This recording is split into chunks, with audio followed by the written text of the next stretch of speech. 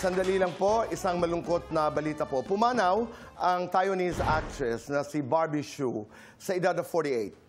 Sumikat dito sa bansa si Barbie noong 2003 dahil sa Taiwanese teleserye na Meteor Garden where she played the role Sunshine. That show was a phenomenal hit na nagsimula ng Asian novela craze dito sa Pilipinas. Ayon sa pahayag ng kapatid ng aktres na si Di Hsu, namatay si Barbie dahil sa influenza-induced pneumonia habang nagbabakasyon ang kanilang pamilya sa Japan nitong Chinese New Year lamang.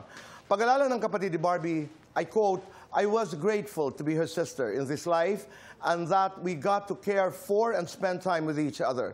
I will always be grateful to her and miss her." End of quote. Barbie survived by her Korean husband, South Korean husband DJ Koo Junyoop at dalawa niyang anak. Ang aming pakikiramay po sa pamilya. Maraming salamat. Well, we are condoling. Nais ko rin makiramay po kay Minda, ang aking kasamahan sa Tagaytay sa pagpanaw ng kanyang asawa.